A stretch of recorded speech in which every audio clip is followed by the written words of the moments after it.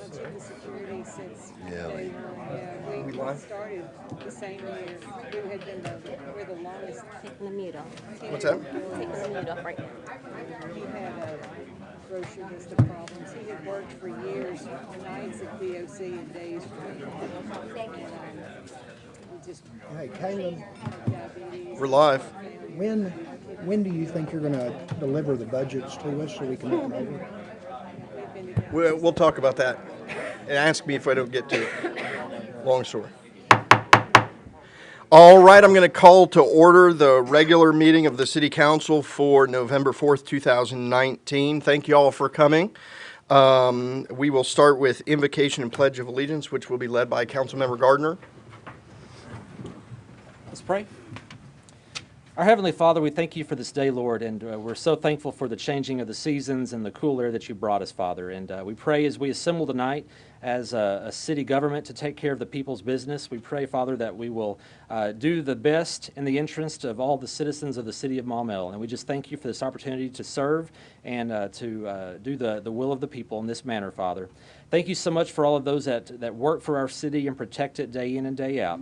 In Christ's name we pray. Amen. Amen. Amen.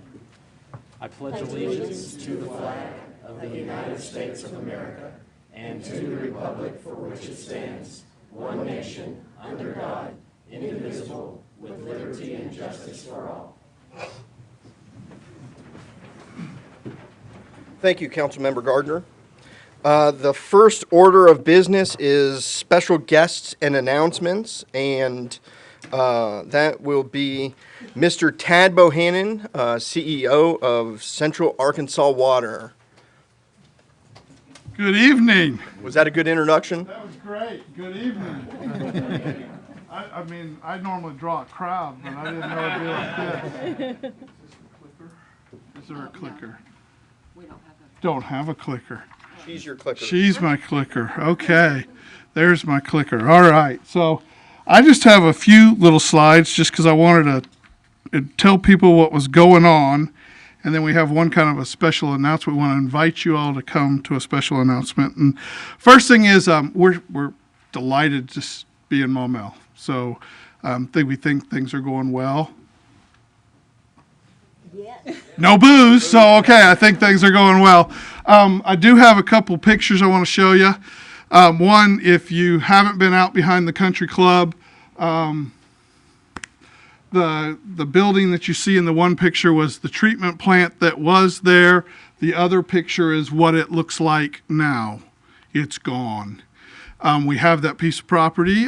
We don't know what we're going to do with it. We have thought about condos maybe, but that doesn't seem to be in the cards. So we'll figure out something what to do with it. We also want to though let you know that we've been working hard. We replaced about 631 service lines, which I was actually out here in the middle of last week, and we replaced 4 more. So we continue to do that to improve service there. And we've replaced about almost 3.5 miles of pipe. And we continue, we have more project pipe, and this is main pipe. We still have more mains on it. And we try to identify those problem areas and make those improvements where we can as quickly as we can. So that's with that. Couple things about what's going on with us. We have a young ladies team that just won regionals for hydrant hysteria, which is a lot of fun, but where they go in and they rebuild a fire hydrant and assemble a fire hydrant. And these ladies, there's 2 things that are unique about that. We have a women's team. Okay, so we have women that work in our distribution crew, which is really nice. It adds a little diversity in our distribution department and what have you. And 2, they won regionals and now they'll be going to nationals, and just wanted to let you know about that. We also were named one of the best places to work recently by Arkansas Business, best places to work in the state, and the next one. And we also just recently won the region for best tasting drinking water, which hopefully you all know and experience and appreciate every day. And so we just had that. And so we'll be going to nationals on that next summer, and we'll see how that goes. One of the reasons we're replacing mains and replacing service lines the way we are is to stop leaks. Leaks are just expensive. We've pumped the water out of Lake Maumelle. We've treated it. We put it into our distribution system. We've pumped it to wherever the hole is, and then it leaks out of the system, and we never get any revenue for it. Okay, so leaks are just, they're like lost product. If you're in the retail business, it's just inventory going off the shelf that you didn't get paid for. Actually, we're pretty good. 10 to 20% is considered decent in the industry, okay? If you're actually down at 9%, you're in the gold standard. This last month, we were about 11. We've been as low as 9, but we kind of fluctuate there, just about 9 to about 11 or what have you, but we've been aggressively attacking it to try to reduce the number of leaks, and we've actually established a stretch goal of 5%. Now, there are a few systems, they're mainly out in the West, where water is really scarce and really expensive, but I think we can get there with a little work. Next slide. So one thing we did, and we were actually reported in a national publication recently, and don't ask me how this works, I don't know, but we use satellites. We tapped into the military secret satellite system. We got the Russians to help us with it, okay, and we used the satellite system, and they actually identified areas where there were leaks. And we went in and we were then able to investigate it. They found 156 potential leak spots, and we were able to identify, and if you go to the next slide, I think, we were able to identify that of those 156, 66 were actual leaks. And when I say they identify it for us, they actually give us a little map and say it's within this circle, and that circle is about 20 feet.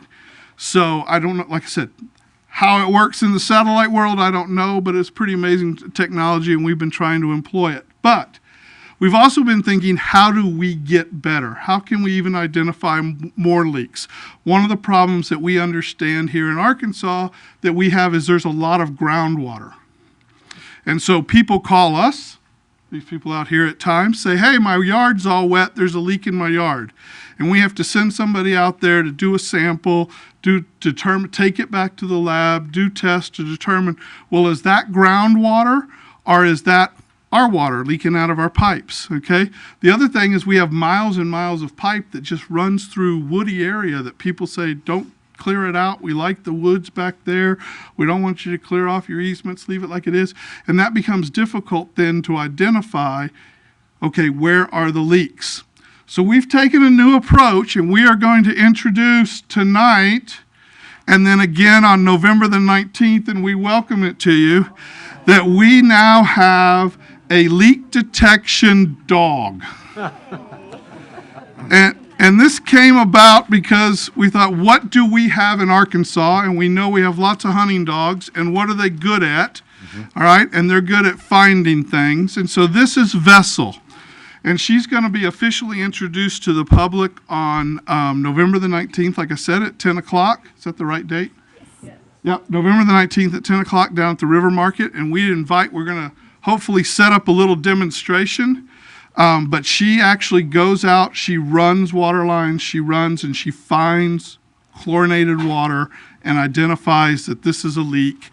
She's batting 100% right now. And she's really good, and the most impressive thing I can tell her about is we take her out like right after it rains where there's puddles and everywhere, and she just blows right past the puddles of rainwater and hunts down and finds the area where there's chlorinated water. So we went high tech with the satellites, and I told a group in Detroit about a month ago that, well, now we're going low tech and going old school with a dog to see whether we can find this. So this is Stephen.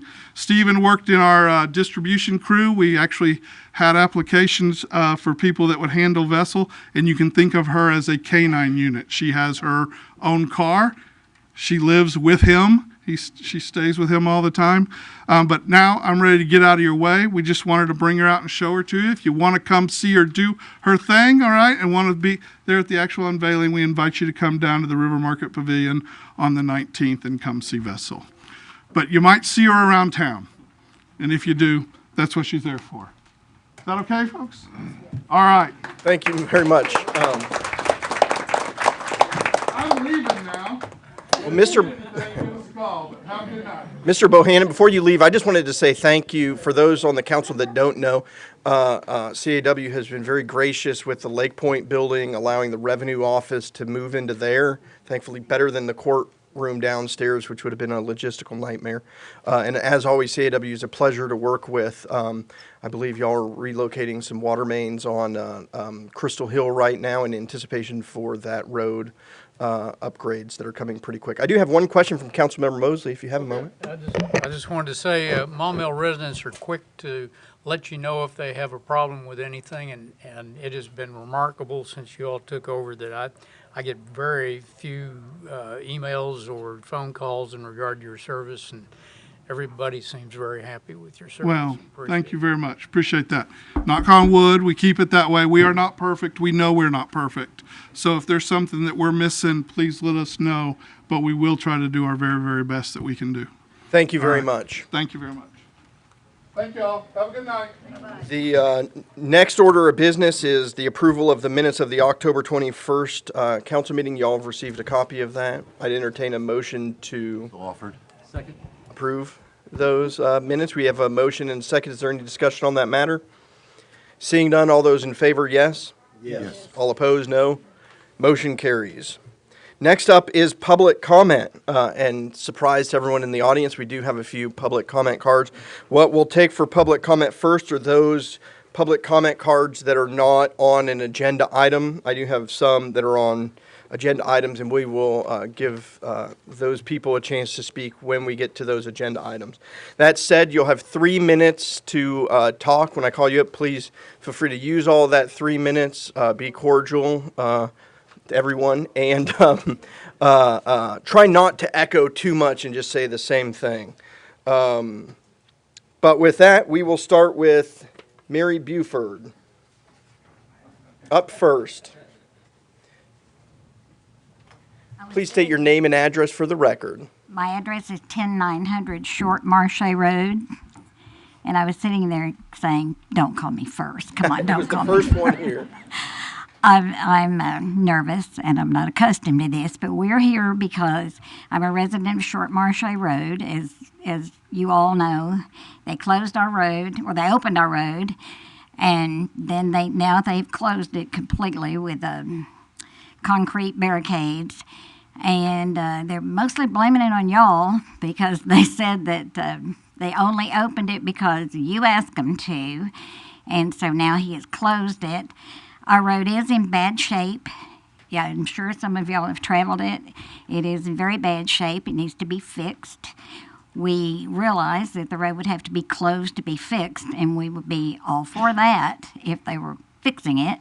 But we were excited about the connection to White Oak Crossing and the interstate that you all provided, and would love to be able to use it. We have here in the past been rather trapped back there at times by railroad crossings, floods.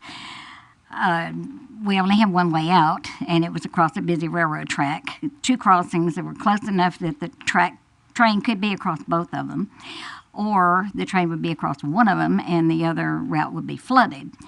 So we were happy to have an alternative in the event of emergencies, and we lived that way for a long time, but suddenly we saw a solution and we were very happy about it, and then now it's been taken away from us. Our residents, we have about 30, I don't remember back exactly, maybe 38 residents. 5 are opposed. These people are my friends. They have different opinion than I do. And it's been hard because we are friends, and it's caused friction in our neighborhood just because we have different opinions. But we don't understand why, as a democracy, that 85% of the people's opinions would not rule. The judge has refused to listen to us. He's refused to change anything. We do understand that a possibility could be annexation into Maumelle. We would be interested in that if we understood how it would affect us. But we appreciate you giving us an opportunity to speak.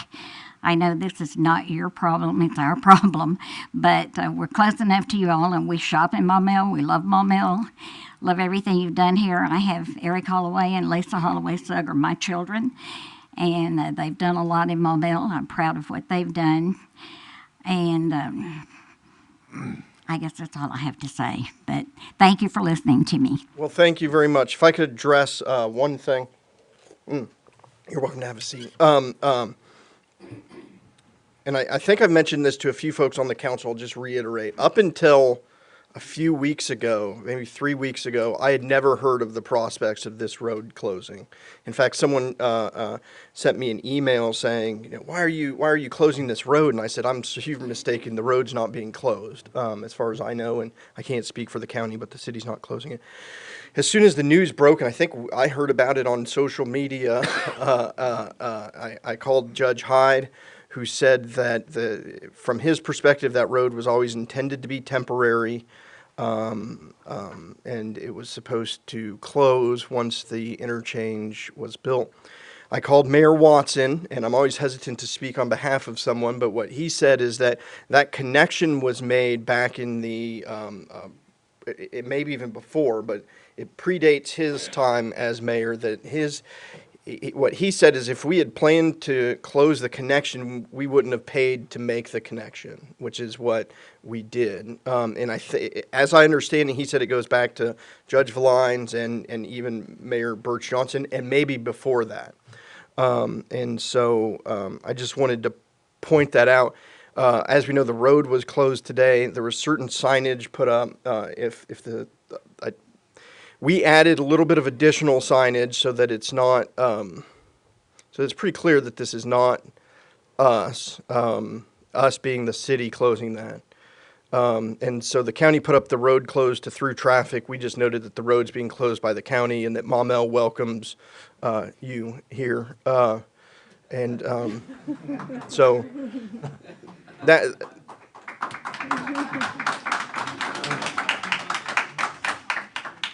And so that those signs are up there. We'll still continue to get calls of folks thinking we closed it, but I just wanted to give that information to the council. And so next up is Mr. Jacob Bowick. Did I say that right?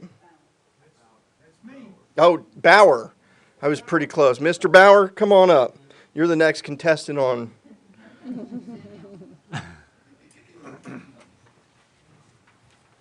If you could please state your name and address for the record, sir. Okay, I'm Jacob A. Bowick.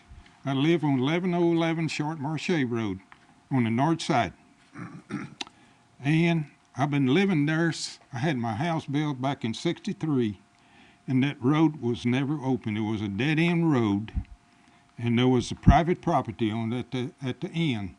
And I don't know who bought it, but they sold the timber. And once White Oak Bio went by, they built a road from Maumelle to the interchange, to the rest stop that used to be, and made our road open to make the traffic go through, and we never seen so much traffic on that road like it was now. And I'm against keeping it open on account of that, because it's like a private road. It's never been built for the traffic that's on it, because there's a lot of company trucks going by, heavy trucks, bulldozers, and dump trucks that never been on that road before, and they don't pay attention to that 10,000 pounds that's on that road. So I'm against to open it, and I like to leave it closed. Thank you, sir. Okay. Next up is Pat Kaplan. Mr. Kaplan? If you could please state your name and address for the record, sir. My name's Patrick Kaplan. I live on 10909 Short Marche Road. And I just wanted to express my opinion on several different things. To me, it was Maumelle who attached our road to the, White Oak Way. And it was done under, several excuses. One of them was that they're attaching our road because it's a Class 5 feeder, and it was always in your city plan to attach it. Well, I think our road predates Maumelle. so I don't see how that's an issue. But when I first started going out there, it was just a small gravel road. It's one lane at the end near where it attaches to White Oak Way. And I see that Maumelle probably overshot its boundaries by attaching that road. Buddy Barry Hyde, probably realized this and, made a couple rules where he said that, everybody has to agree for that road to be attached. And I'm pretty sure he knew that everybody was never going to agree to that. It's kind of like when Mom says, go ask Daddy, or something, because he never meant for it to be attached, because probably deep down inside, along with everybody there on that road, knows that the road is not proper construction for that amount of traffic, which brings to the point why some people would love to have this road annexed into a Maumelle to get you to pay for, the improvement. And, I'm 100% against that. Everybody I've talked to is 100% against it. No offense, but, we don't want to be part of Maumelle, and we don't want the traffic down our road. The people that I've talked to, there will be a gate installed there for emergency access in a few weeks. So people will be able to get out in case of flooding. They'll be able to get in and out with fire rescue, ambulance, whatever they need if there's a train on the tracks. Everything's been addressed. The only thing that has not been addressed is the safety issue of like heavy trucks and the amount of traffic going down through there. Sure, we would love to have a back way to Walmart, which is in North Little Rock, not Maumelle. Y'all don't get any of that tax revenue. So, but that's why most people go through there from our direction at Quail Creek and Oak Grove, and all the surrounding neighborhoods are going to funnel through there. And that's not to say, I know everybody here has tried to turn left at Morgan Interchange to get on Highway 365, and I would assume that a large part of that traffic that is going to now come down this new highway that y'all built, and a lot of people that live out there by us would be using that to get home too. So my biggest fear is if that road was left open, that the road would keep continuing to grow with additional traffic, which is unsafe on that road.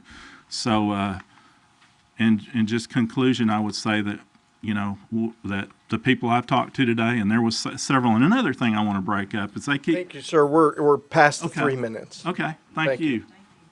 Appreciate the time. I should really proofread these. Miss Allison Hilleman? Did I say that right? Okay. If you could please state your name and address for the record, please. Allison Hilleman, it's 11704 Zajac Road, North Little Rock, 72113. I live on Zajac Road, which backs up to Short Marche Road.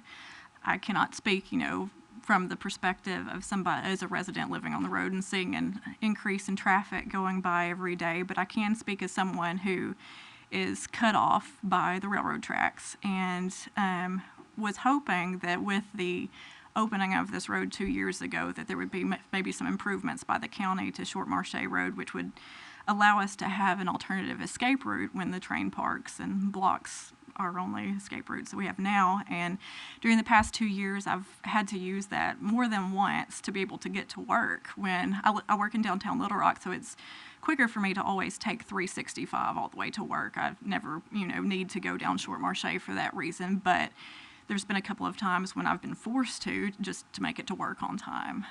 So I'm definitely concerned about, there's been a huge group of people who've worked really hard to try to petition to keep the road open and hopefully have some improvements. And we feel like, that Judge Hyde has ignored a lot of our outreach to him and not given us a valid reason. Also, as someone that lives on Zajac Road, which is actually between Short Marche and Maumelle city limits, I assume that if there was an annexation, we would be part of that. So I would be interested in learning more about what all that would entail. Okay. Thank you. Next up, Miss Ellie Baxter.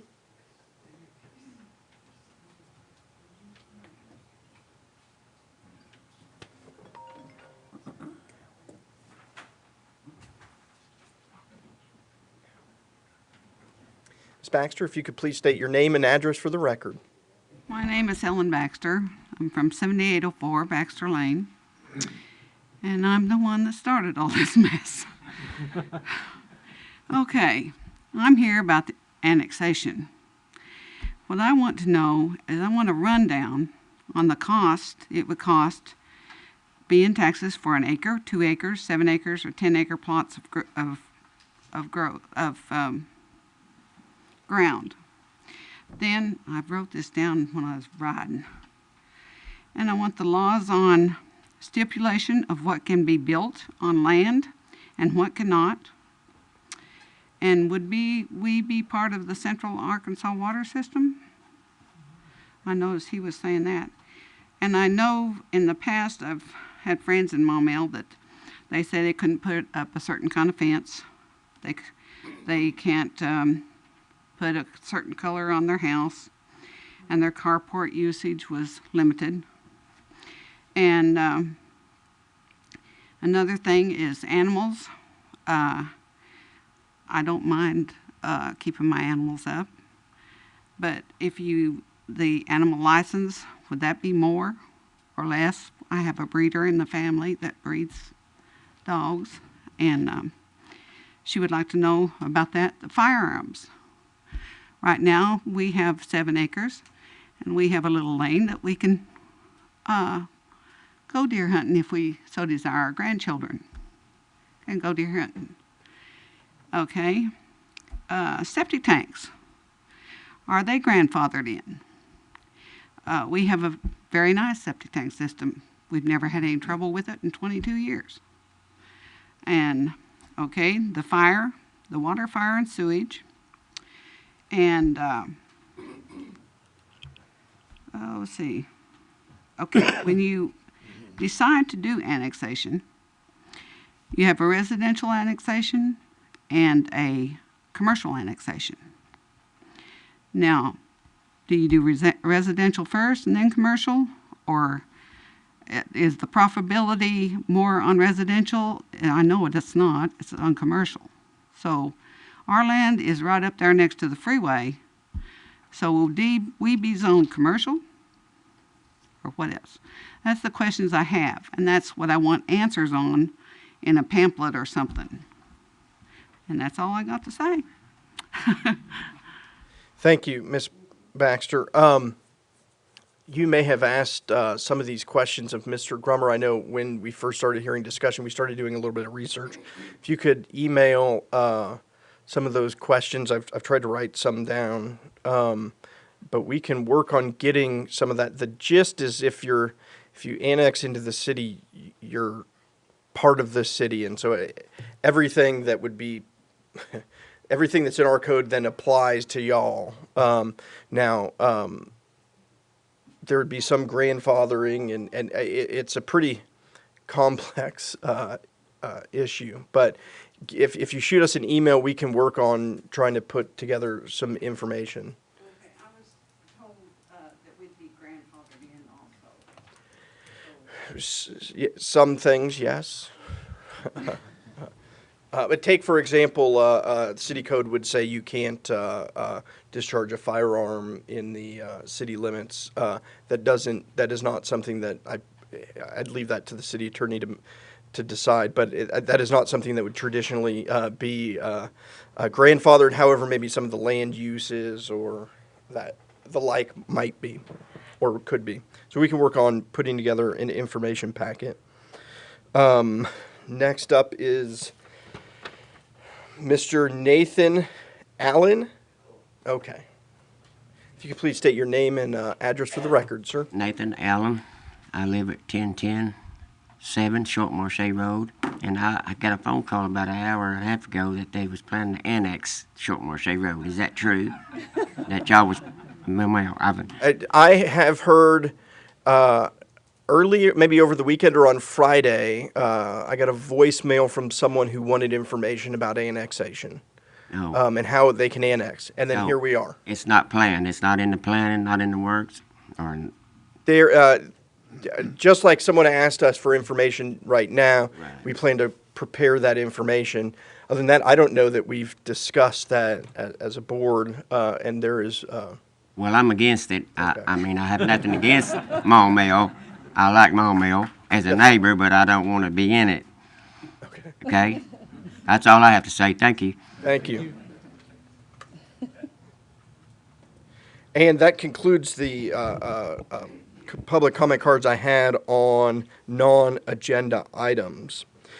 So moving on, the next order of business is the department reports, and this week we have Miss Judy Keller, Director of Community and Economic Development.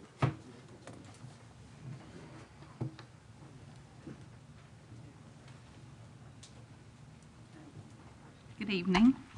Judy Keller, Director of Community and Economic Development. So I'm happy to share with you some of the highlights of what we're doing in economic development. I'm not going to go into a lot of details, so if you have questions, you can ask me after I finish, or during. You can interrupt me, that's fine. Or you can come into my office and we can talk about it more in depth. But the biggest thing that I want to make sure is that you understand about the announcement that you received that will be held at the Community Center tomorrow. It is not the Cheesecake Factory, Tina. So it's not actually a business. We mentioned last council meeting about the certified site, and you approved us advertising a deed restriction for up to 2 acres of wetlands. So it's Entergy is making the announcement about this site being a certified site tomorrow. It won't last long. I hope you can join us. It's at 10 o'clock at the community center. The media has been invited to attend. I don't know if they'll show up or not, but it's a big deal. We've worked on this for over a year. This property will now, it will give us a leg up. So when a company is looking for a site, if none of the due diligence has been done, the wetland studies and the environmental studies and the archaeological studies, then we get cut pretty quick. So we will have all that done for that first part of the project, and so it will cut out 6 to 8 months of work that they would have to do. And it just gives us a better opportunity to sell that land and get a company in there. So it's not a company announcement, sorry. Also, last week I submitted one of our vacant buildings, a 60,000 square foot building, for a project with AEDC. It's manufacturing, so we'll hope we make the short list on that. Tomorrow afternoon, we'll be giving a tour to a company that's looking to build a small building, so we'll be touring the industrial park. And then last year we had a FAM tour, and you participated in that, Marion. So what is a FAM tour? It's a tour of consultants that with Metro Little Rock Alliance has invited consultants from out of state to come and get familiar with the 12-county region that MLRA covers. And so we will have 2 days with them. We'll have about an hour in Maumelle Thursday afternoon. It's the only day that rain is predicted for this week. So let's hope that it changes by then. But we'll have 2 consultants to show them what Maumelle has to offer in the industrial park. So we'll show them the Kimberly-Clark expansion, we'll show them our vacant buildings, and we'll show them the new certified site. And if the weather is good, the fire chief has agreed to take them up in the ladder truck to see the property from a bird's eye view. So it's an exciting week, lots going on. I'm just going to hit some highlights of other things that we're doing this year. We're continuing with the quarterly luncheons with the industrial park tenants. So we've had one at Dillard's. We've had one where we had a workforce panel where the group from Conway, the workforce development group, came and did a presentation.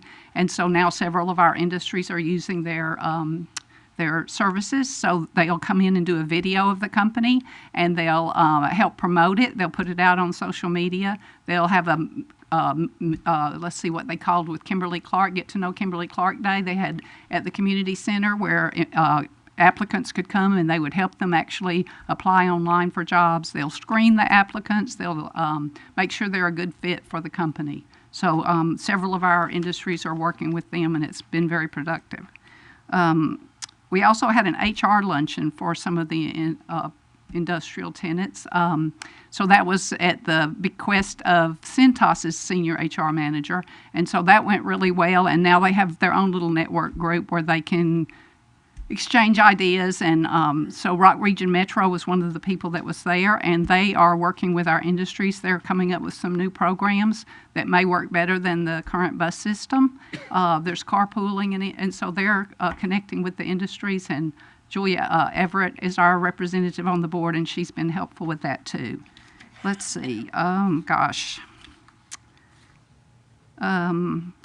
The city and the chamber, we're working with the North Maumelle businesses, trying to rebrand that area and market it and try to get some commercial development out there.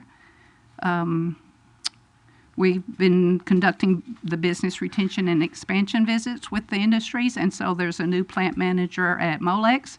There's a new plant manager at Kimberly-Clark.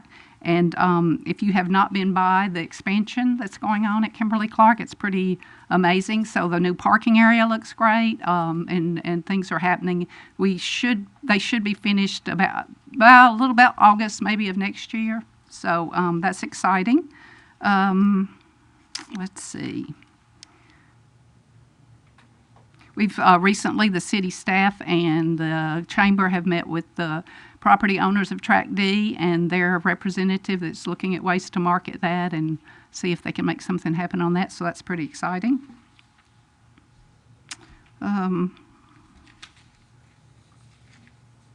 That's kind of it in a nutshell. There's a lot going on. It's all teamwork though. So it's the mayor, it's the chamber, it's Scott and Rachel helped me with that project last week with the AEDC. So takes the whole team. Any questions? I may have left something out, but there is a lot going on. It's a pretty big nutshell, but thank you, Ms. Keller. You're welcome. No questions? Okay. Good job. Means thorough job. Councilmember Scott? Mr. Mayor, before too many of the people from Short Marche leave, I think it would be a good idea if we talked about how annexation works. There are various ways, are there not, that property can be annexed, and some are not very palatable to the city, and others the city entertains for one reason or another. I'm thinking in terms of the city has never had an appetite for a hostile takeover, is my understanding. It has never happened in the past. Yes, right. That I'm aware of. Yeah. So a hostile takeover, of course, would be when the city comes in and just, sort of forces annexation on people, and our city just has not done that in the past, and it's not something that I personally strive to do, and I don't know of other members, what the opinion is of other members of the council, but I would not support any kind of hostile annexation. And that is something that typically goes to the ballot for everyone to vote on, not just Maumelle residents, but the folks in that area as well. And so that isn't something that gets snuck through. Right. Just as yeah, and I just want folks to understand that, they won't, you're not going to wake up some morning and have a letter in your mailbox and say, surprise, that you're part of us now. And another way is that it's through a vote of those who want to be annexed, that it's a majority either of property owners or area of property, is it not? I believe it's both. Both. Okay, so it'd be the number of people who want to be annexed plus the amount of property that they own. That would be another reason that annexation would be considered. And then, of course, 100% annexation. Yeah. Which Yeah. would be there. So I just wanted to set people's minds at rest that rumors will occur. But like I said, you're not going to wake up some morning and find a letter in your mailbox and say all of a sudden you have to follow our rules. Someone might if they don't pay attention over the Yes, next number do of pay months. attention. If you just don't pay attention at all. I think what has been discussed from the folks that have called me was this idea of getting a petition from the residents and property owners in that area to basically request to the city council that we allow them to annex in. Based on at least one comment I've heard tonight, that won't be 100%. And so it'd have to be the majority, and then it would be up to y'all, and I think then goes on to the county judge as well. And, sir, I forget your name. You asked if we were annexing. There's nothing on tonight's agenda about annexation. I didn't know we would be talking annexation until about 5:30 when someone said, "There's people here to talk about annexation." I said, "Well, okay, that's great." Yeah, yeah. Well, it sounds like you heard before I did, just so that we're on the same track here. Yeah. Yeah. Thank you for that, Ms. Scott. Councilmember Mosley. Could I accurately say that any annexation would be a very slow, careful process? It would not be done rapidly. There's no need to worry about anything happening quickly in any way, and I know of no plans or reason to annex at this point. So, thought I'd mention that. And if that's not accurate, please say.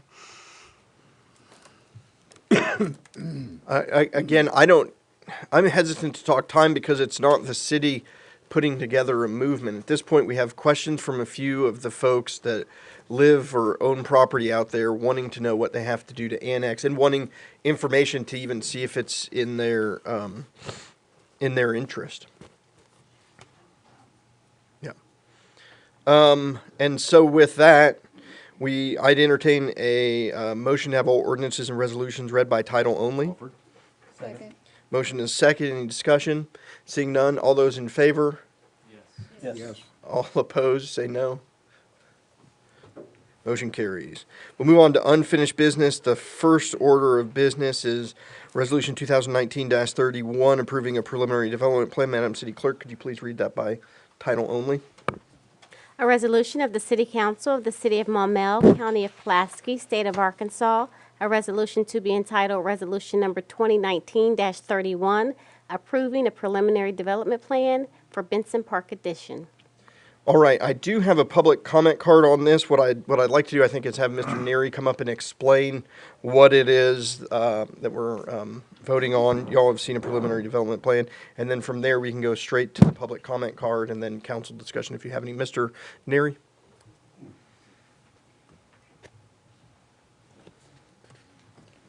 Thank you, Mr. Mayor. Jim Neary, Director of Planning and Zoning. You're voting on a resolution this evening, actually for Benson Park and the Albright Addition, which I'm sure that you're both familiar with. Two proposed developments on Country Club Parkway. In the beginning, unfortunately, when the first reviews of these developments began, I was recovering from surgery and didn't get to make it for the initial reviews. By the time I was in, I caught something after the fact. There was a section of our code that forbids, in this particular case, what amounts to driveway access to a minor arterial road, which Country Club Parkway is.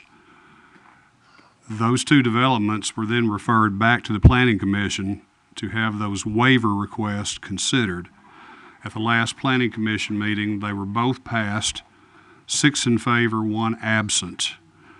That particular waiver does not move on from the Planning Commission. It does not come to you all. So this evening, you're voting on the actual development plans themselves. And I would add one other thing. That section of code exists for one reason. It exists for safety. Who is the safety guru department of Maumelle? That would be the fire department. Who is the safety guru of the fire department?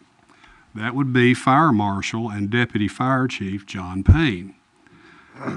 I have two correspondence from Chief Payne, one early on in August, and this is on both of the developments. Jim, I have reviewed plans submitted electronically from the Holloway firm for Benson Park Addition and Albright Commercial.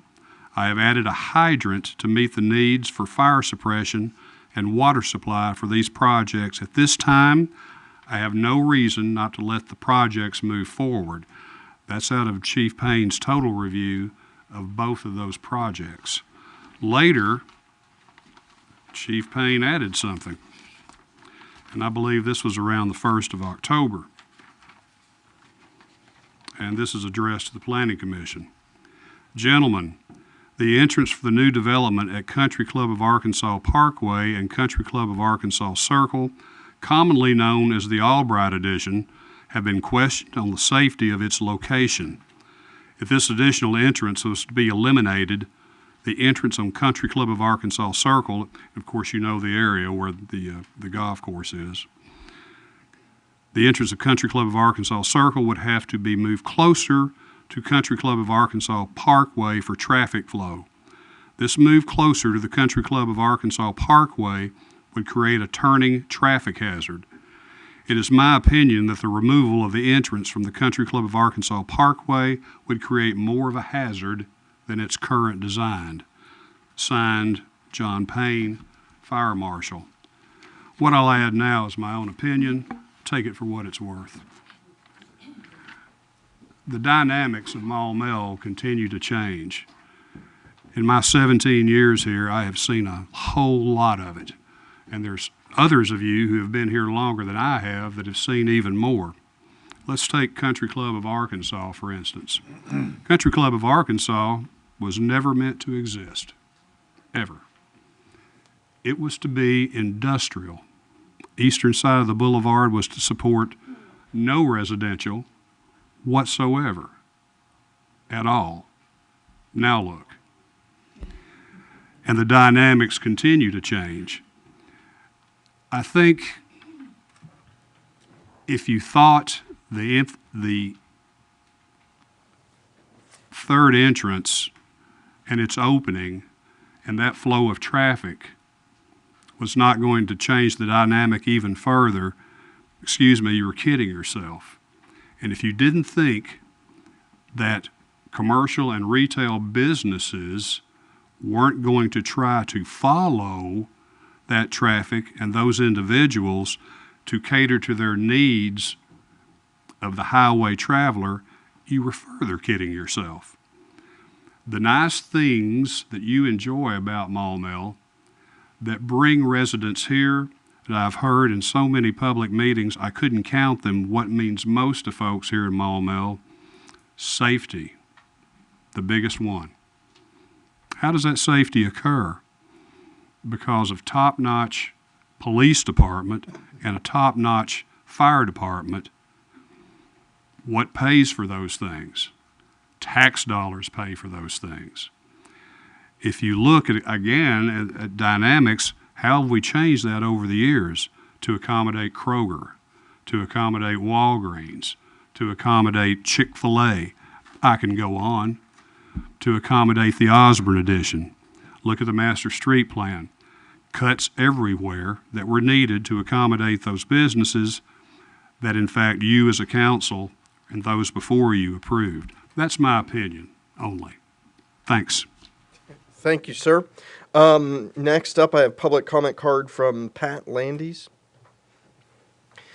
Ms. Landis, I've got two cards from you on two different agenda items. Would you like to take 1 6-minute or 2 3-minute time frames? Your choice. It's the preference as long as I get 6 minutes total. 6 minutes total.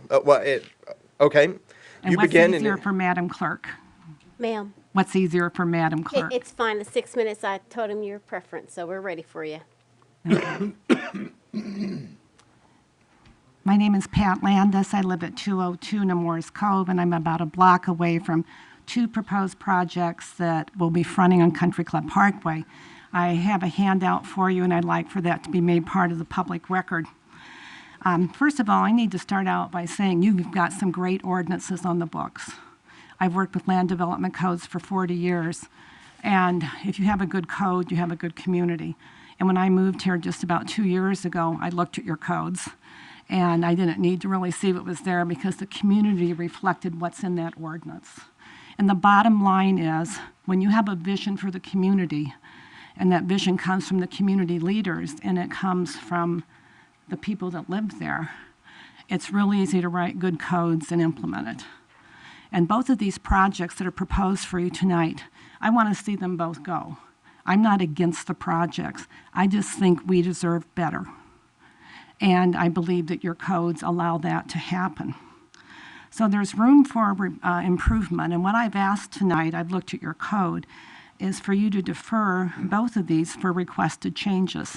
I don't think either one of these projects are appropriately sensitive to the adjacent residential neighbors.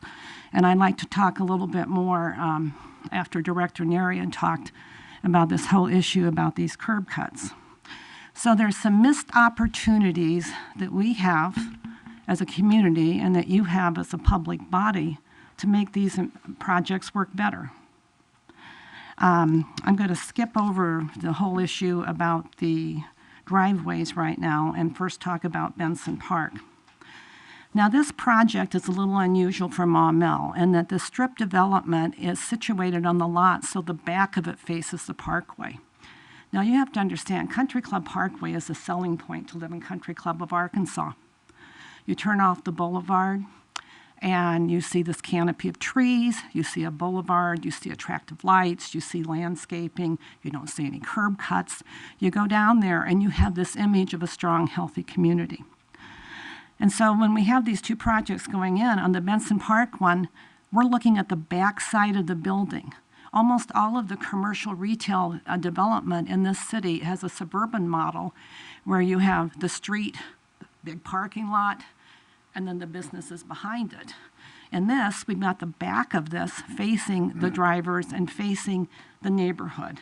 And the only area of activity that will be there is loading and unloading.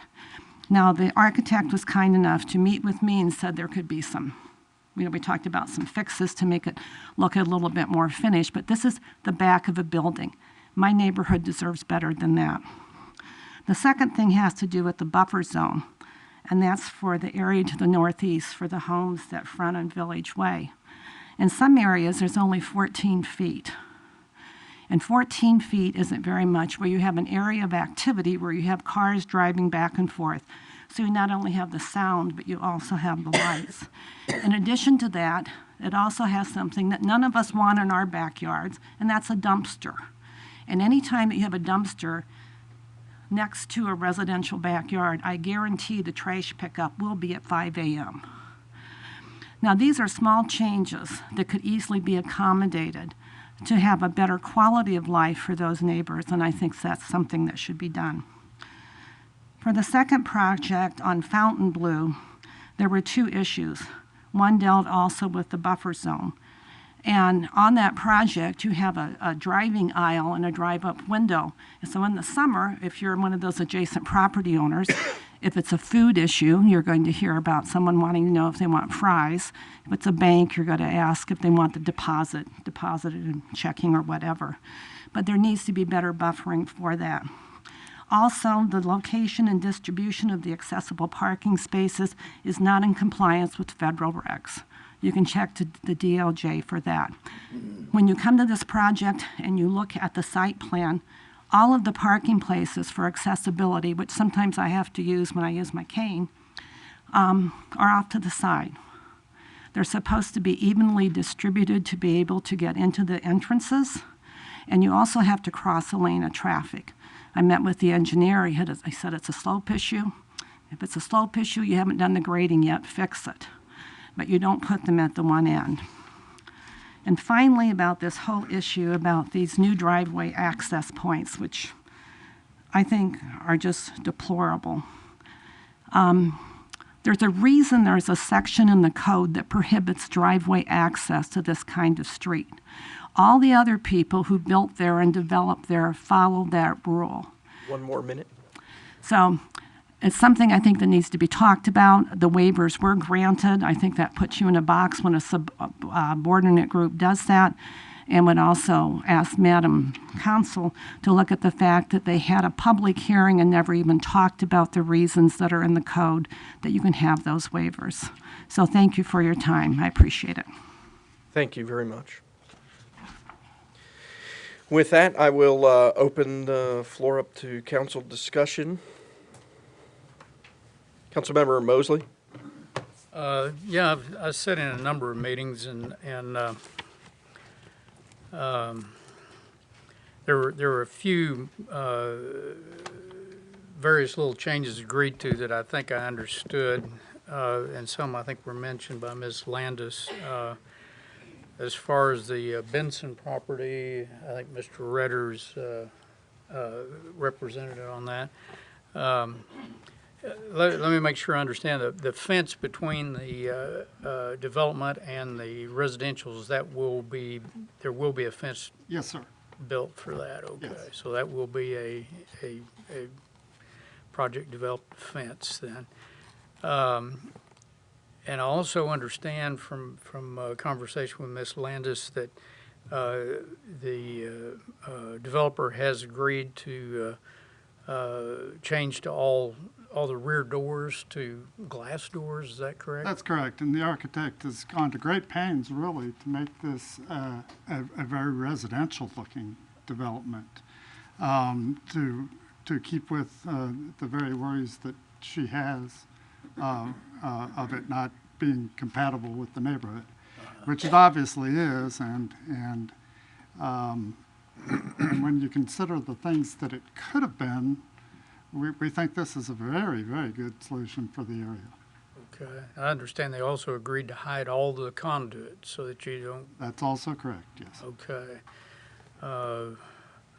That's very commendable. I think that's great that they did that. Also understand there's, at one time, I think in the subcommittee meeting, there were discussions about putting metal on some of the facade, and I understand that that's off the table at this point. That's right, and the term metal is used very loosely because that's a very decorative metal and a very expensive metal, but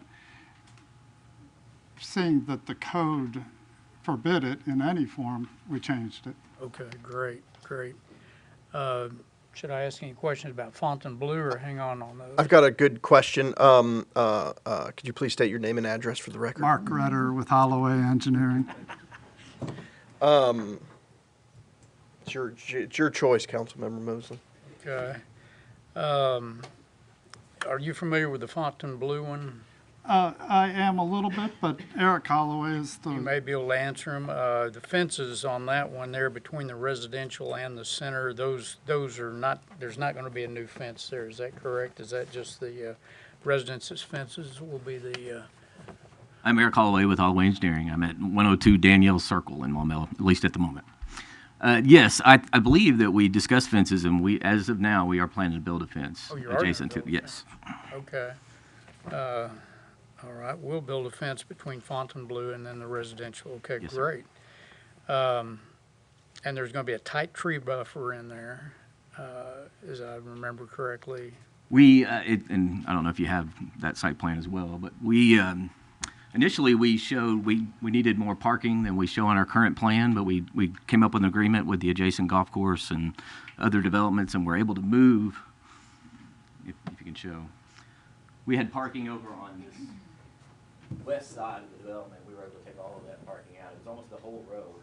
It had dense vegetation, so that it would Great. be a sound buffer and noise buffer. Okay, very good, very good. Let's see, in the handicap spaces, was there some discussion about moving those? Were they going to put a few of them in front of the actual center as opposed to off to the side? The reason they are where they are is mainly about grade. We try to have a nice straight grade across these parking lots just for long-term maintenance. And as it is right now, we're going to have a stronger slope on the front of that building, than is allowed within a handicap space. It's not something that it may be something we could work out. I'm not a big fan of breaking that grade in the parking lot. I think you end up seeing a lot of parking lots fail because of that. So it's something I can vet out with the city engineer, and if that's something that people want changed, but I have it in the place that I do so that I can maintain a certain grade. Okay, I certainly have no expertise in that regard. I'm just trying to make sure we understand what all is going to take place. But right now, there's no movement of the handicapped. It's all going to be in one spot, kind of across from where the restaurant's going to be, I guess. Yes, sir. But as I typically say, we'll do whatever the city asks us to do. All right. I think that's all I've got. Thank you so much. Councilmember Tierney? About the Benson Park addition, and this is probably a question for someone in Holloway there. She was discussing the question about having the addition backing up to the road where you see the back of the buildings, and I see the roadway here. How much of a buffer between where all the vehicles will be picking up and doing deliveries and the road is there to creating kind of screening? I don't know right off the top of my head, but it's 45 feet, I think. What, were there any kind of plans to try to, create kind of a natural screen? Well, we have quite a few street trees and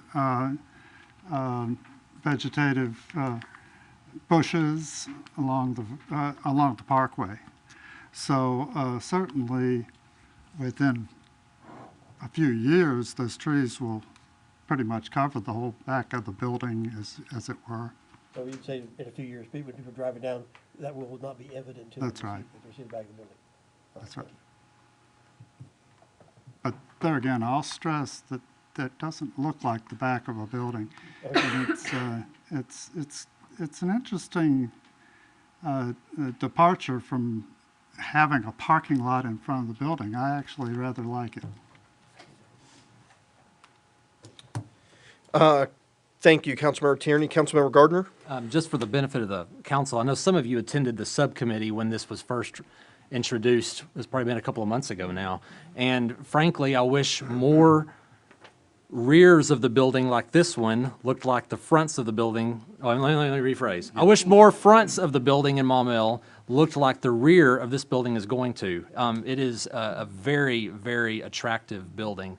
And I, for one, was a little sad that our code prevented the metal from being used because it was a very nice accent. And but I'm not familiar with that section of our code, but it prevented having this really, really sharp-looking accent. So that's something that maybe we could revisit for future developments. But this was an extremely stunning rear of a building. Thank you, Mr. Rutter. One more thing that I'd like to mention, and somehow we didn't get it on the plan, but there is a median right in front of there, and this entrance that we're talking about is a right in and right out. It is not a median cut. So we neglect to get it on the plan, but there is a median in front of there. So this driveway location is right in, right out, which lessens conflict. Thank you, Mr. Redder. In response to what Mr. Gardner pointed out with the materials, it's actually coming to be a little bit that some of the high quality materials in the code are becoming dated a little bit, and some of the more modern high quality materials are being prohibited, which is something that's come up. Also, when I first looked at these two different projects, one seems more traditional, which might not be the right way of looking at it. That is that there's road, parking lot, buildings. And that was the one that seemed normal. And I remember talking to Scott, that Mr. Grummer, that the other one, which went road, building, parking lot, just seemed weird to me. And after a little bit of discussion with Scott, I actually changed my opinion. And so, Mr. Grummer, I'm not sure if you'd be able to explain how you changed my opinion. I've slept since then. But please, if you don't mind, of course, Scott is my staff assistant and so much more. Name and address, please. Scott Grummer, 2 Nimrod Cove, but address 550 Edgewood Drive as well. So thank you, Mayor. So as Mrs. Landis pointed out, a majority of Maumelle was built out in the suburban style, where you have your development types and then your parking lots that are fronting that development. But one of the things that you see in a lot of the revitalization areas going on is having the buildings closer to the walk paths and having those in a way that you hide the parking. Now, it gives a little bit more of an urban feel, but when you look at framing out Maumelle, the Country Club Parkway, then it creates kind of a nicer walking ability and the visibility with the trees and whatnot that are framing the roadway. Another thing that I'll point out that I don't think was mentioned was that the back facade of this building was created with glass, so it actually looks more like a front than a rear. And also on the rear, there's sidewalks outside of that, so it's not your typical rear building. They've actually created ways for people to walk up along the back side of this building as if it's a front. So with that, it is a little bit different between the Benson development and the Albright development. The Albright actually has parking that is fronting the parkway, but ultimately I think from what we saw on the development plans for this building having the way that it's designed on the Benson with the buildings to the front, it actually creates a really nice feel from a development standpoint that is, in my opinion, much better quality than what we've seen in the past around some of the suburban style developments with big parking lots in the front. So in my opinion, and that's one of the conversations that the mayor and I had, was how can we have good quality commercial development that is sensitive to our residential areas and one that actually creates a more visible, appealing development to those residences. So, Thank you, sir. Councilmember Mosley. Yeah, I just wanted to summarize that. I'm excited about this. I think these are going to be nice additions to the commercial community here in Maumelle. I certainly understand Ms. Landis' concerns about some process and things on these curb cuts and that we're changing the law and maybe it didn't apply to everybody. I understand her points. But I'm going to trust the planning process and the planning director and the fire department on this, and I'm not going to try to make a motion to defer anything. I think we ought to just go ahead with it. So I'll be a yes vote. Seeing no lights, I'd entertain a motion to adopt resolution 2019-31. Second. We read it. We read it. Oh, yeah. It was a long time. Long time It was ago. a long time ago, yeah. Did I hear a motion second? Was there? Okay. Is there any further discussion on that? Seeing none, all those in favor, yes? Yes. All opposed, no. Motion carries. The next order of business is resolution 2019-32, approving another preliminary development plan. Madam City Clerk Treasurer, please read that by title only. A resolution of the City Council of the City of Maumelle, County of Pulaski, State of Arkansas, a resolution to be entitled Resolution Number 2019-32, approving the preliminary development plan for Fontainebleau Center. Motion to approve resolution 2019-32. Second.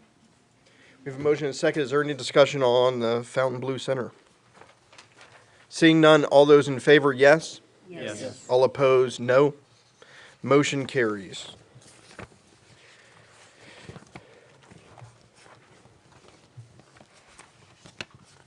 The next order of business is moving on to new business, Resolution 2019-38. Madam City Clerk Treasurer, if you could read that by title only, please. A resolution of the City Council of the City of Maumelle, County of Pulaski, State of Arkansas, a resolution to be entitled Resolution Number 2019-38, a resolution designating certain positions as safety-sensitive positions pursuant to the Arkansas Medical Marijuana Amendment of 2016. Madam City Attorney, would you like to Sure. talk about it? Just a few words about this. As medical marijuana, the amendment became effective, there was quite a bit of discussion, of course, about it from an employment perspective at the Municipal League and City Attorney meetings. One of the things that was recommended is that we formally adopt a resolution designating certain positions as safety sensitive. I mean, most of these are pretty obvious that, there could be issues if someone is impaired and by being a current marijuana user at the time of their employment performance. So all of these are based on what the positions are that are listed or the categories that are listed in the amendment and the subsequent act that modified that amendment. I'd be happy to answer any questions. Councilmember Gardner. This was a very exhaustive list, and I thought it might have been shorter if we had said what positions could use medical marijuana. So that's kind of my question. Are there any positions in the city of Maumelle if this resolution were approved, are there any positions that would be allowed to use medical marijuana? Yes, there are. Okay. There are. I believe rec aides, I don't think they were included. And then office staff, there is office staff here and in other departments that would not be included. Okay. Obviously, if we have office staff in the police department that's conducting, investigation work or has access to investigative files, then they're included Okay. as safety-sensitive people. I just wonder I don't guess there's any case law where a person has challenged this yet, saying that their position is not safety sensitive? Well, it's pretty new. Yeah. So I haven't seen any, but we tried to be very careful that we followed exactly what the language was in the amendment as modified by the subsequent act. So, I guess they would have to be challenging the law itself. Okay. We're not on there.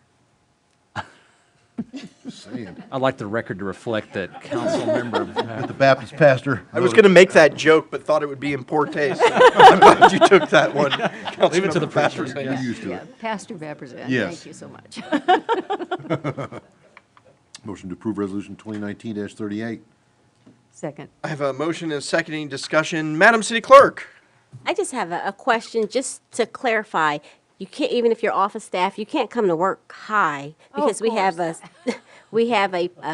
policy, our HR policy. I just wanted that to be reflected, that you don't get a pass to just come to work under the influence. Did you hear that, Chief Pickard? I have the motion in second. We do have a motion and a second. Is there any further discussion on this? Seeing none, all those in favor, say yes. Yes. Yes. All opposed, say no. Motion carries. Next order of business is ordinance number 988, amending a master street plan. Madam City Clerk Treasurer, please read that by title only. An ordinance of the City Council of the City of Maumelle, County of Pulaski, State of Arkansas, an ordinance to be entitled Ordinance Number 988, an ordinance amending the master street plan map for the City of Maumelle, Arkansas, to remove a planned roundabout at the intersection of Crystal Hill Road and Counts Massey Road. Thank you. So this is, that is actually what spurred this ordinance on, is we're getting closer and closer to getting the Crystal Hill Road project going forward. Is when we thought there was going to be a roundabout at Crystal Hill and Counts Massey, we added the roundabout, and then since we've removed that roundabout, but it still remained on the master street plan. And then since then, we've just gone ahead and finished some of the roads on the map that are now built or showing. And this is on first reading. Is there any discussion, questions, comments, concerns? Seeing none, it'll be on second reading at the next meeting. Resolution 2019-39, approving a conditional use permit. Madam City Clerk, if you could please read that by title only. A resolution of the City Council of the City of Maumelle, Pulaski County, Arkansas, resolution number 2019-39, a resolution granting a conditional use permit to locate a church in the C1 Village Center Commercial Zoning District. Councilmember Vapurzian.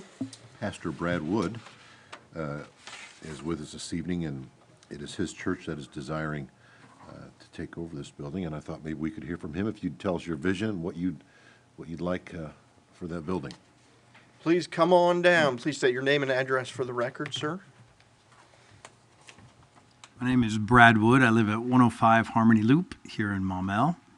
And I'm a pastor of Calvary Chapel, Little Rock, and we are looking to move into the old U.S. Pizza building right across the driveway over there. And we've been working with Randy Brees, the owner of the building, to be able to start with 2,000 square feet of the facility. We've met with planning, we've met with permitting, we met with the fire marshal to figure out what we need to do to bring it up to code to make it a meeting space for our church. And there's still some things we would need to do before we could move in.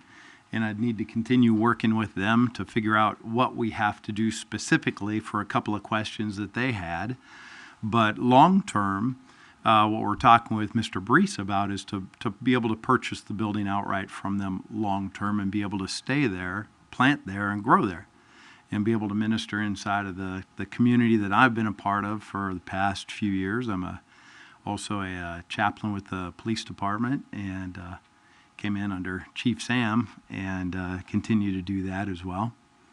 But we're looking to be able to minister to the community that we're a part of. So That's our long-term plan, is to be in that building for a long time. I think we can grow there.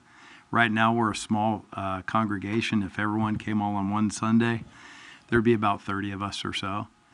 And that would allow us to actually know the town that we, let them know that we exist. Because right now we're in a small facility that we've outgrown off of Counts Massey. So I don't know what questions you may have for us, but. Well, thank you. Councilmember Williams? Okay, so the U.S. Pizza Building, I just want to let the council know, it's just been sitting there vacant for all this time, and it's in such a good spot. And it's right close to the school, across the street from the library, and within walking distance of here. But Pastor Brad is not just a pastor, he's also a contractor. And I don't know if any of you have had him come into your homes and he's remodeled bathrooms, he's done some work in my house and different friends of mine, and he does beautiful work. And that building needs what he knows how to do. So this would be a yes from me. I love it that something's going in there that's going to make a difference. This home has a beautiful roof on it. Just want to It does have a beautiful roof. I know a guy. Yes, you do. Yikes. Seeing no comments, I'd entertain a motion to adopt the resolution. Resolution 2019-39. Second. That's the one I was going to ask for a motion on. Is there any discussion on that?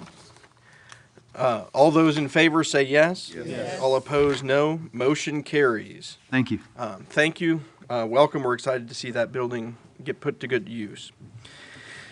That concludes the new business. We will move on to mayor's comments. A quick update on Rock Region Metro. There was discussions about what might be happening there. It appears, at least for 2020, the price will remain basically the same, a marginal increase that we can discuss during budget time. Mostly because I don't have that exact number, but $1,000 or so. Moving on to recycling waste management. Oh boy. So last I was here talking about this, I mentioned that waste management was going from $0 to $55 a ton for material, for recyclables that was being taken to their facility. We went out and priced another facility, namely the city of Conway's recycling, who says that they can do it for free.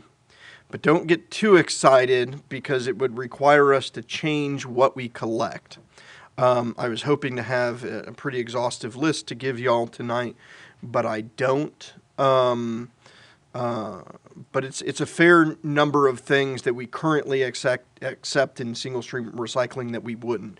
A lot of plastics, plastic bags, milk jugs. So we'd be recycling less, but it would be free, $0 a ton versus recycling more at $55 a ton.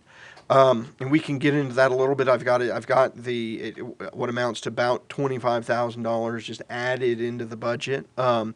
That y'all can take out, or we can have a chance to talk about there or here. And so that's where we're at. I re-met with Waste Management and said, hey, can you guys come down? I've got someone who will do it for free.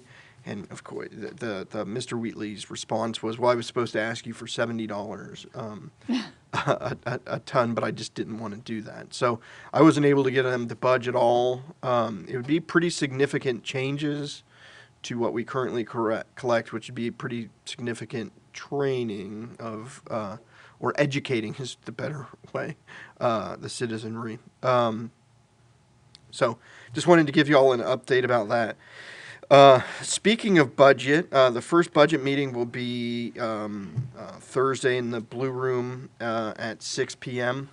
And we have a few kinks still in the budget. In fact, Ms. Vega asked if she should come to the council meeting or stay back there working, and she opted to. And I said, please stay back there. I've been in the last 10 days here past midnight multiple times. I was, we're it'll be great once we're there. But nonetheless, a question came to me about when we would have the budget books for you all. Our goal was for you to be leaving with one right now. That we're falling short of. So if we can get them tomorrow, we will deliver them tomorrow. If we can get them Wednesday, we'll deliver them Wednesday. Heck, if we, we'll as soon as we can get something that makes sense, we'll give it to y'all. And so if anyone asks how we're to a position that things that maybe don't make sense, part of the software takes the workforce elements, and rather than if someone goes, well, how much would it cost to add X employee? And then we go in and you pull out a calculator traditionally and you start adding in, well, here's the workers' comp, the health insurance. Do we count them with having a family package or not having a family? So it's a lot of just calculator math that gets changed a lot. Well, the workforce handles all that for you and you work within that system, but then it exports to a different system. For some reason, in some places, primarily those departments where they're requesting a new position be added, we're seeing duplicate or triplicate salaries showing up. So instead of, say, what might be a $30,000 increase, it's showing as a $95,000 increase. And so trying to reconcile those out with the different elements of software within the program has proven to be difficult. We've got a fix right now that we think will work. I say all that not because I expect anyone to remember it or because it'll affect y'all, but just to understand where we're at. We think we've got it all, just a few positions and a few departments to give. Unfortunately, one of my goals was to get that whole budget together, see the cost benefits, make a lot of cuts, or add stuff if the departments surprisingly turned in really low budgets. But that, as you can expect, is not the case. So I've made some I've whittled it down some, but as of this moment, I couldn't tell you what the expenses are for the budget, which is weird. So it won't be maybe pruned as much as I would have liked. But that's where we're at. As soon as we get the budget books looking good, maybe even tomorrow, I was hoping for today, we'll get them out to you. Does that answer your question from immediately prior to the meeting, Councilmember Saunders? Okay. Site selection announcement tomorrow, as Ms. Keller pointed out. We'll be opening, it's a crazy week, we'll be opening bids for City Hall tomorrow afternoon, so we'll know if we're going to be getting renovations underway next week. And if it comes in budget, that'll be the case. If it doesn't, the tiers will begin to flow and we'll rework that. Of course, Wednesday we have the interchange ribbon cutting, and so don't forget about that. It'll be at the interchange at 11. The parking will be on the side of the street. If for anyone who went to the groundbreaking ceremony, it'll be the same thing but moved up more, as the event will be not where we broke ground but up more toward the bridge, not on the bridge. So I say if you're there 15 to 20 minutes early, you'll know where the parking is because there will be people parked there, hopefully. That concludes the mayor's comments that I can think of right now. Planning Commission report. Did we already do that, or is that this meeting? Who was our liaison? That was me. You were there? Yeah, well, lots happened since. We've talked about just about everything that was on their agenda already tonight. No reason to rehash all of that. That was the Fountain Blue, the Benson Park, Calvary Chapel, and the roundabout. But what we didn't mention tonight that happened that I thought was super cool is the proposed preliminary site for the 10 Fitness corporate office that's going in, that's going to be super cool, and that was approved by the Planning Commission, and that's going to be a great addition. Where is that? It's right there. Yes, Valencia, right there. It's just southeast of Maumelle City Hall on Valencia Drive. Awesome. Yeah, it's a real pretty building. So it'll be on the lake. It's that lot right there. And so it's really neat to see this area over the last really 5 years, give or take, start really looking nicer, especially with the schools going in, the road connection, although our city hall renovation will make the inside look nice, it won't change too much outside. Well, But and this is not a gym, this is actually their corporate office. correct, so yes. It's smaller. The introduction of a church right in the hippest neighborhood in town right now. Thank you, Councilmember Williams. Councilmember comments? Whoa, Councilmember Scott. Hometown Thanksgiving. Oh, yeah. Let's hear a big rah. It's going to be on Thanksgiving Day. Again, we're going to hold it at the Center on the Lake. The price is going up a little bit this year, $12 for adults, $10 for children. But that includes not only a fabulous meal, but really great door prizes, free bingo, cake walk, just lots and lots of fun, lots of family fun, and excellent, excellent food, plenty to eat. I'm looking for volunteers, so anybody who can help with volunteering or bring a cake for the cake walk would be appreciated. And it'll be from 11 to 1:30. Thank you. Councilmember Gardner. Thank you, Mr. Mayor. I wanted to revisit the Short Marche issue. In talking with, well, it's a bit of an odd issue because we have no responsibility over it whatsoever. It's outside of the city limits where this is being done. But from discussions that I have had with former Mayor Watson, he has never intended for that road to be shut off. It was part of the plan for it to be opened back up. When you all attend the ribbon cutting Wednesday, you'll see the nice right turn only lane onto Short Marche. And so the message that we have been, that the residents that live there have been getting from the judge is that it was always meant to be a temporary opening. And according to what I have been told from Mayor Watson and Mayor Norris, you may have something to add on to this, that was never the case. And the judge has said that this was done in order for us to get grants to build the interchange. We didn't receive grants to build the interchange. It was done with Well, no grants that were conditioned upon. the open, right. And so I appreciate what you did with the nice welcome sign that you put to Maumelle that you showed us earlier. I had not seen that. That's impressive. But I would like to see the city, even though it's out of our jurisdiction, take a more active stance in supporting our neighbors in Short Marche that were for the opening of the road, only now to have a decision made on Friday, shut down on Monday, that's been closed. And I believe the petition that was signed was by the way, you raised some very passionate children, Ms. Buford. Is it 35 out of 42? Is that I think it was 36, 4, and 5 again. Okay. So to me, it was disappointing that they presented that to the judge and that he still came back and said he was shutting it down anyway. So even though we can't do anything from the city's perspective, I would like to see us be at least on the positive side and ask the judge to reconsider from the city's perspective. So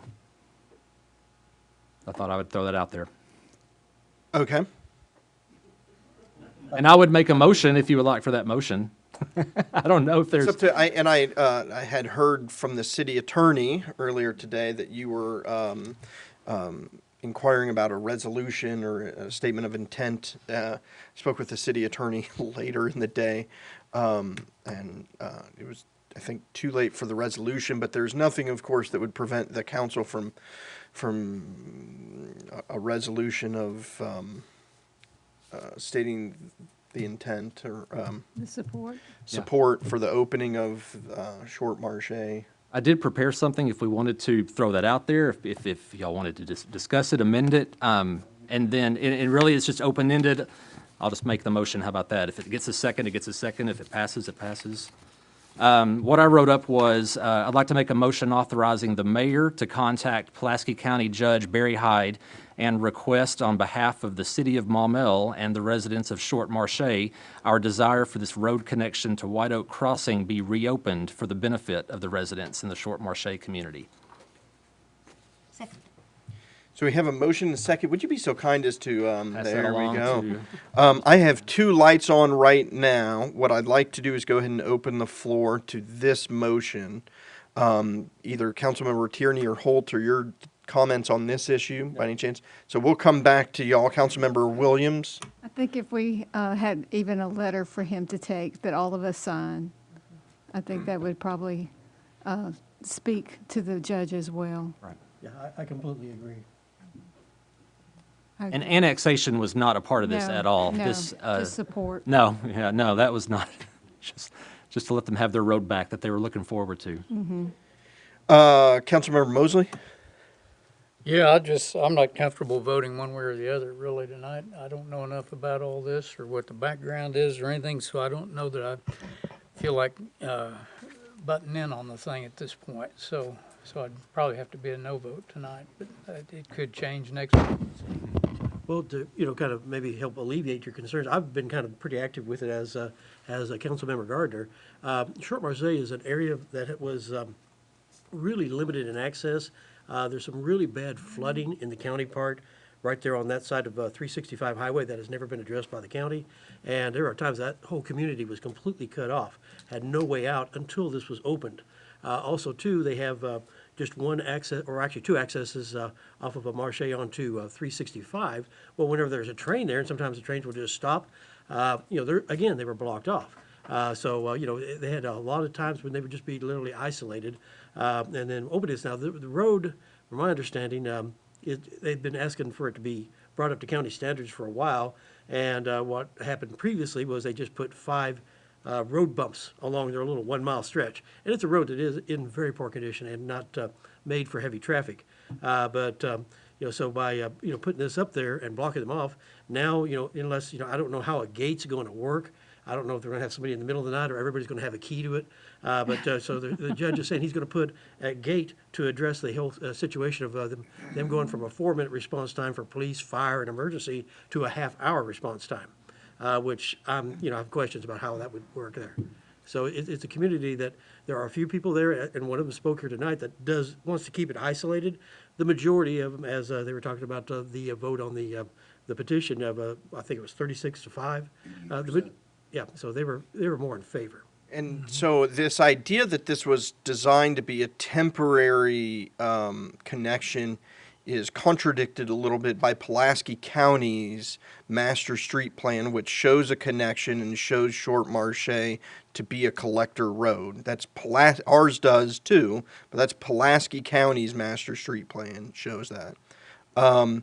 And so I don't have the knowledge of being in the county judge's chambers over the last number of years, or nor have I spoke with Judge Valines to know what their impression was. But everything indicates that we can see that this was designed to be a connection that goes back to Judge Valines and Birch Johnson.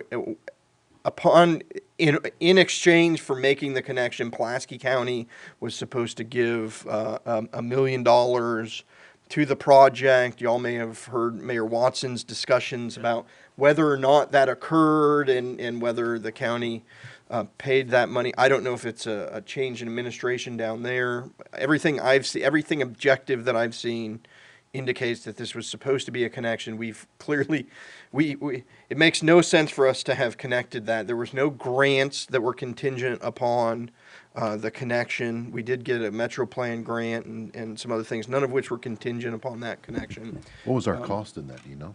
That little wing, not a clue. Nor do I necessarily know how to sort it out other than just... Make a motion to approve this resolution. Well, we have a motion and a second. Third. And a third.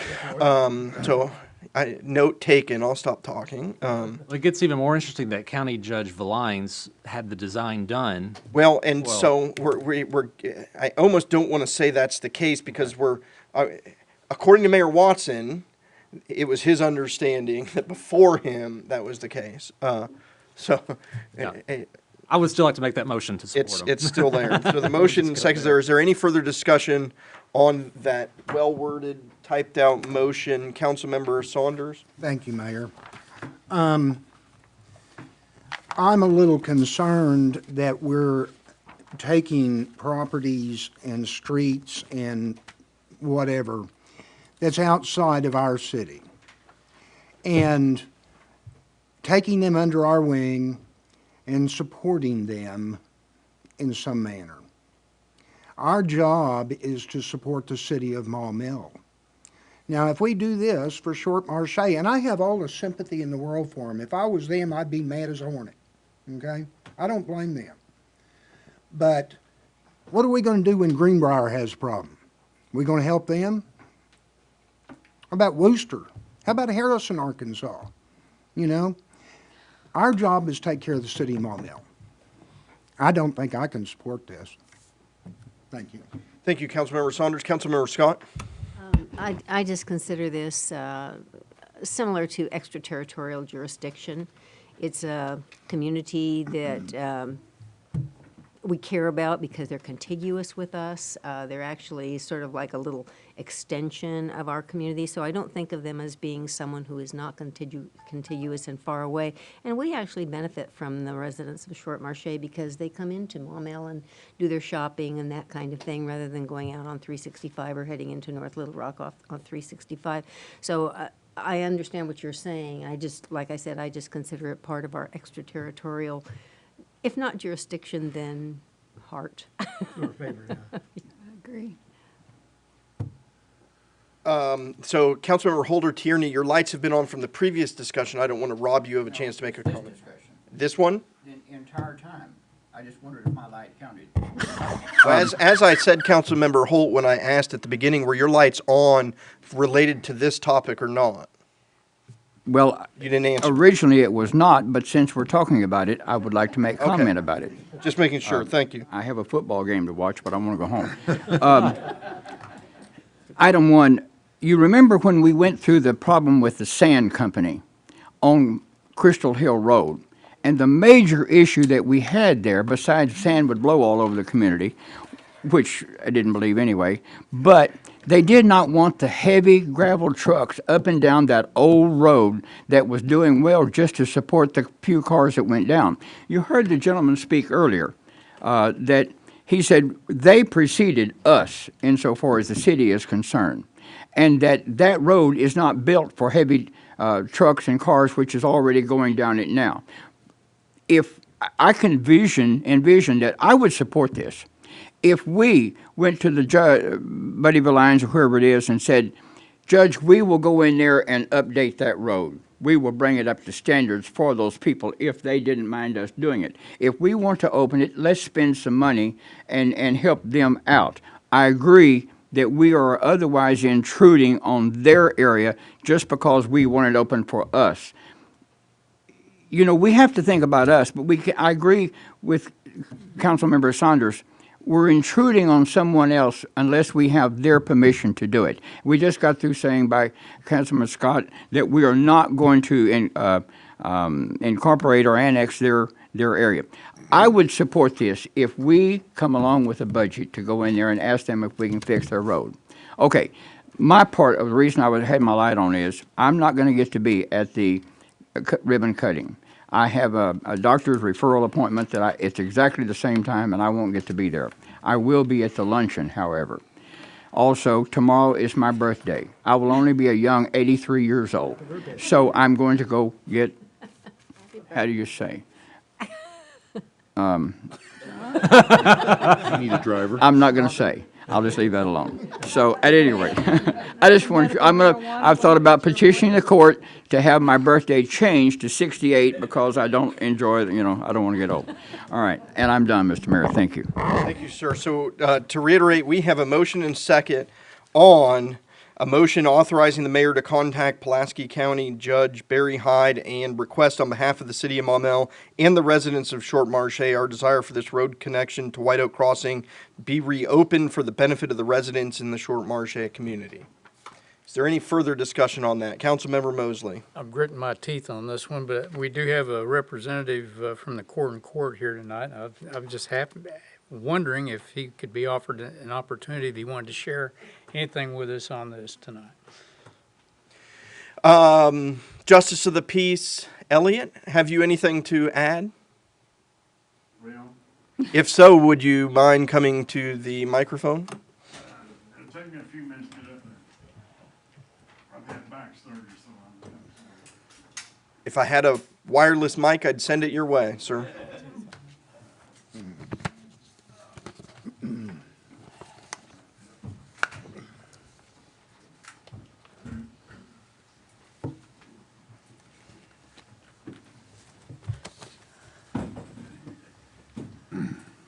Paul Elliott, Timberley Mountain Drive, Maumelle. I don't have much to say right now. I'm like y'all. I found out the same way y'all did. Surprise, surprise. And so I'm waiting. I already know what the judge is going to say. I'm not going to say anything else. And all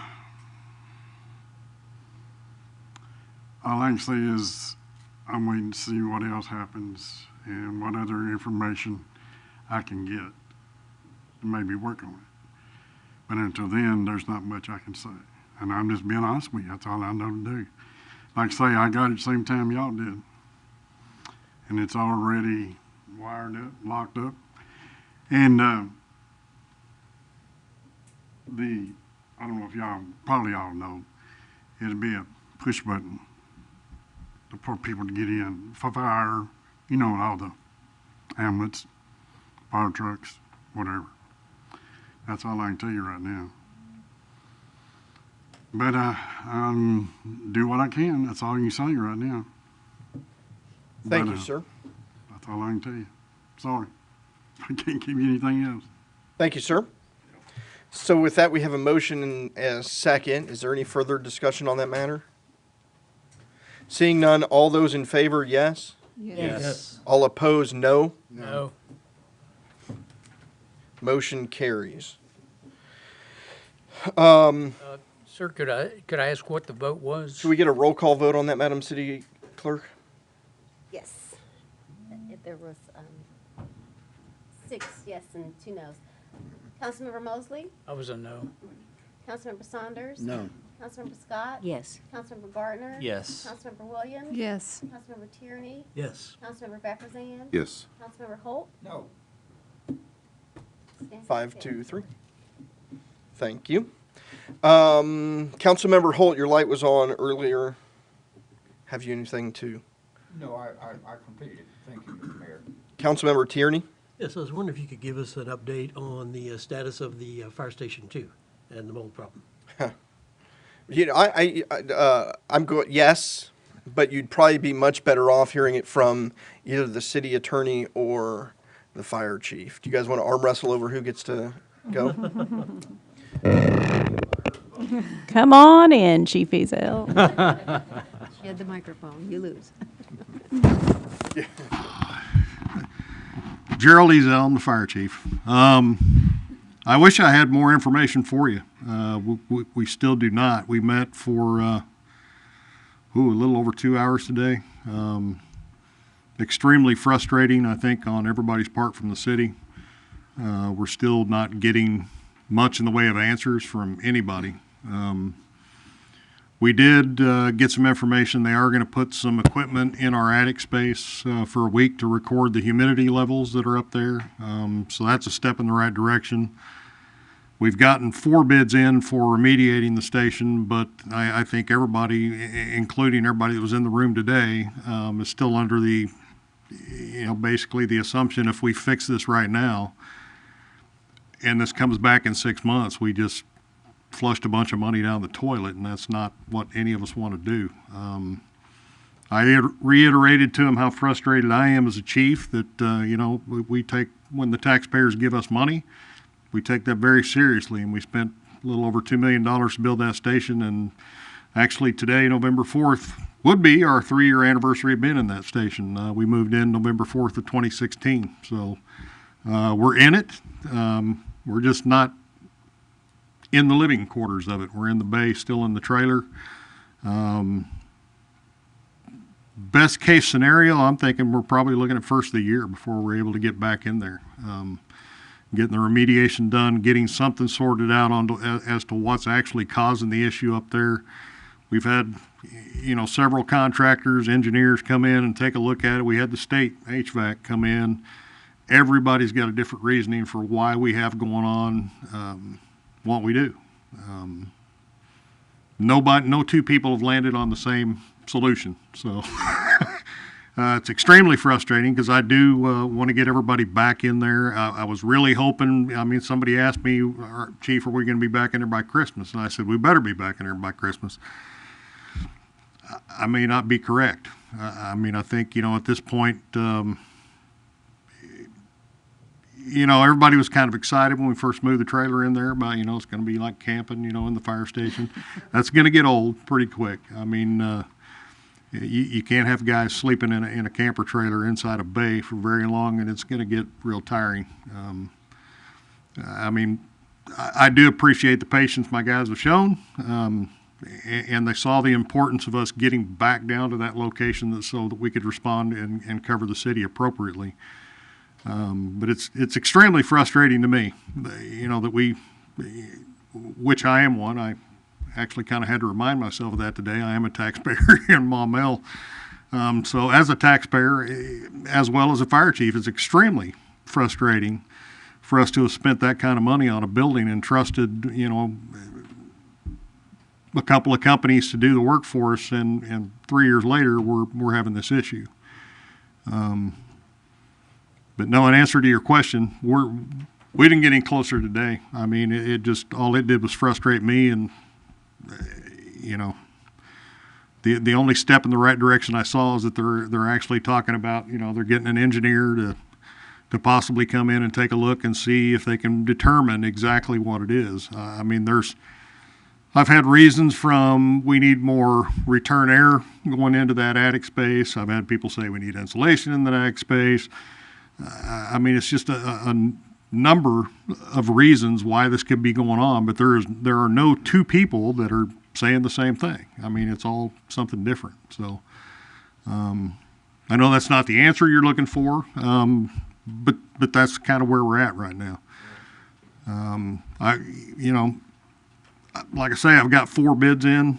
They range from, you know, $18,000 to $32,000. I mean, it's not going to be a cheap fix. So we've got to get this right the first time. So it won't be tearing everything out. It'll be doing some remediation, just you know, basically spraying some stuff on, you know, on the sheetrock on top. At least that's the appearance that most of people have come in there and looked at it, to kill that mold off. And then we're going to have to remove all the insulation off the ductwork and also some of the insulation off the refrigerant lines in there. But in the meantime, we also have to figure out why the condensation is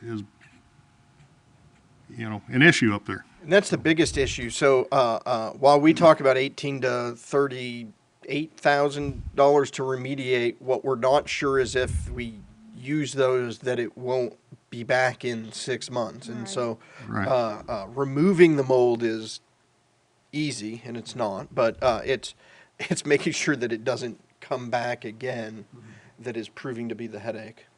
I actually have a company, they're towards the top of that scale that I told you on price-wise, but they were talking 6 days. They can have that thing remediated.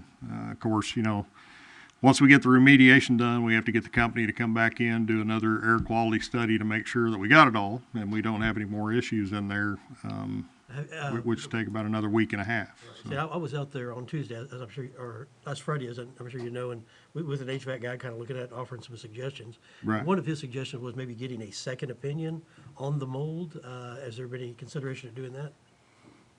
I mean, I can, if that's the direction you guys want me to go. I mean, that's $1,300 a pop every time you get one of those companies to come in.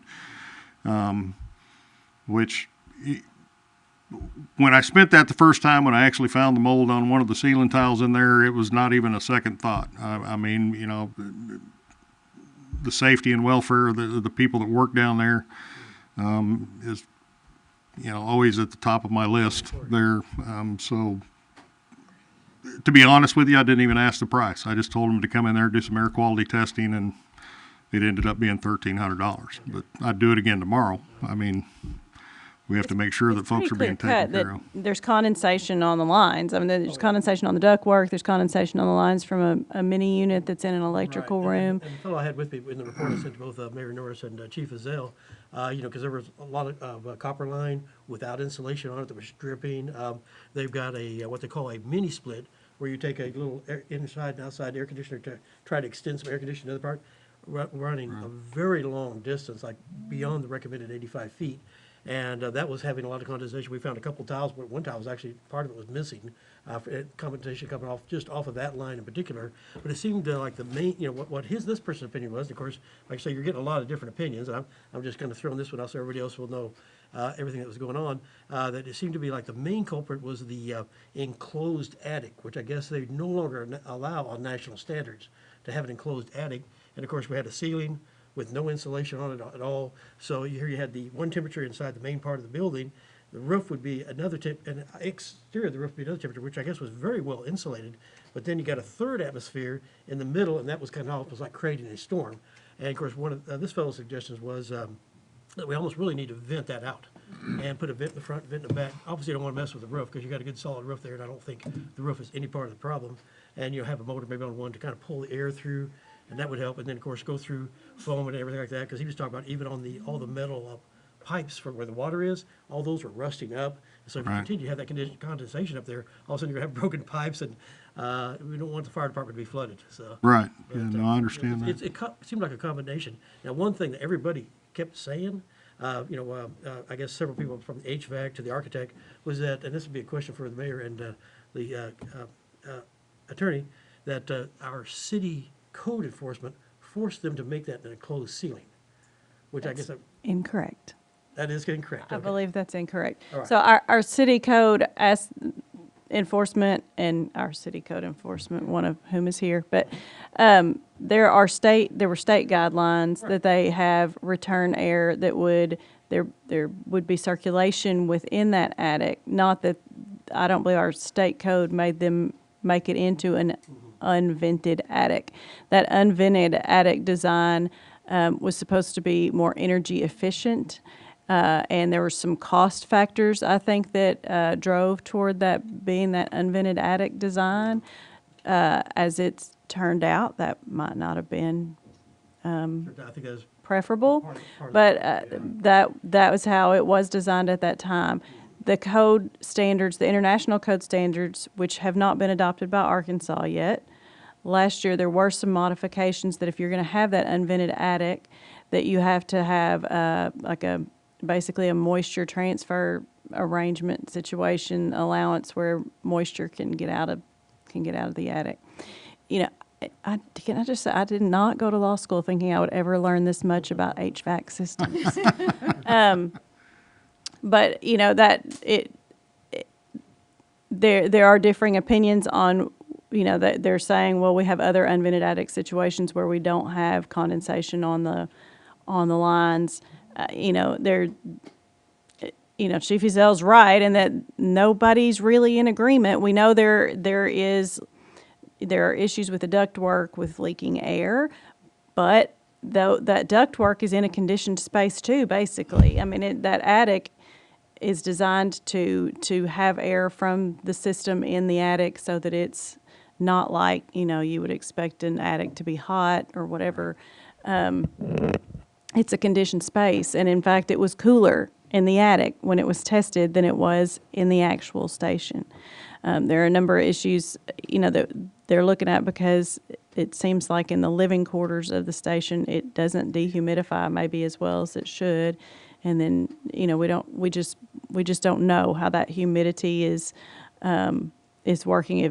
If we put dehumidifiers in the attic, would that change the situation? That's something that's been talked about.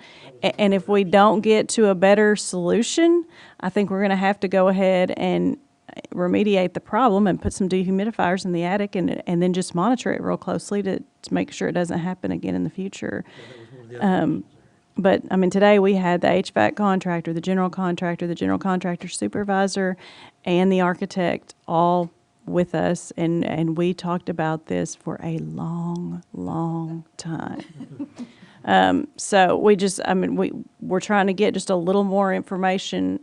We need probably another mechanical engineer or maybe a moisture humidity type HVAC specialist. I know Cray, one of our inspectors, mentioned that there actually is such a person. There is a humidity specialist that he's had contact with that we may be in discussions with as well.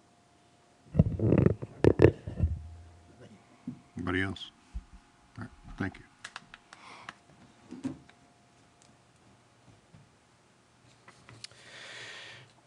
I think we're still on council member comments.